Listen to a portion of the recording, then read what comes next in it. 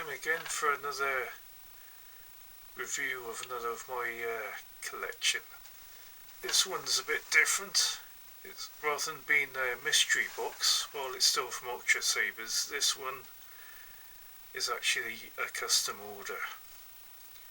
So this here is the Initiate V5, the LE version. I still went for one of their more basic hilts, kind of cheaped out a little bit, but this looks pretty nice anyway, with the gold and silver, and certainly compared to the V4 version it's quite upgrade. Here's V4 again. You can see the difference between the two. Get those up close. Yeah, the 5's slightly wider, and of course the pommel is much more improved, I think. Quite a bit larger, rather than just being a bit of a end cap with a bit of a grip on it. This here is quite a bit chunkier, with some nice fins or whatever you call them, which also helps when taking it off and taking the batteries out. Grip is a different pattern, more detailed again of course. Got the AV switch in the usual place.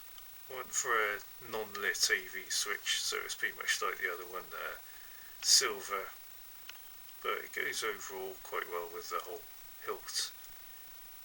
My favourite part here is on the emitter, which generally on the inside is very similar to the V4, but you got the 3 claws which make all the difference. Of course, on the LE version, LE having these extra details, which on the silver hilts is gold, on black hilts it's silver. The LE details are in the grips, on the fins, and on the, I've forgotten what we call them, on the claws. So overall it's quite a bit more going on there compared to the previous one, the V4. Of course, as this is a custom order, I ordered this one with sound, so it's got a hollow pommel for the sound to come through.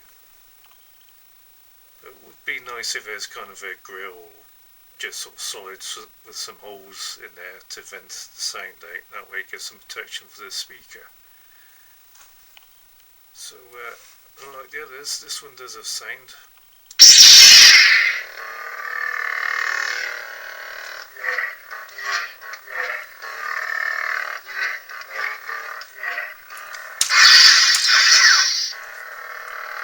So, flash and flash.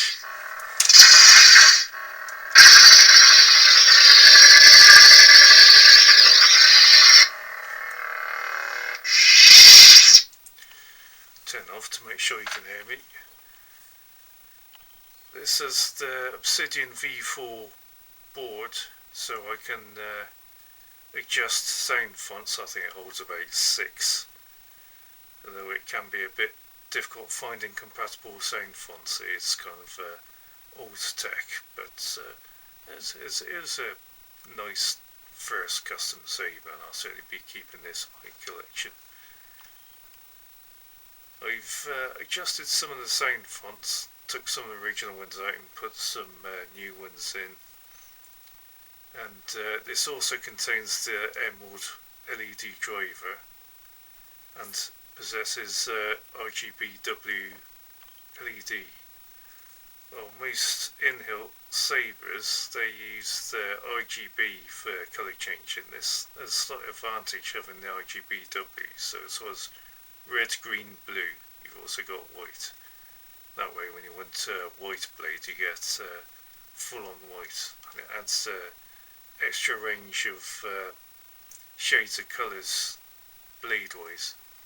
This one's currently, I've set it for bronze blade, so that's gives it a nice unique look, having nice bronze.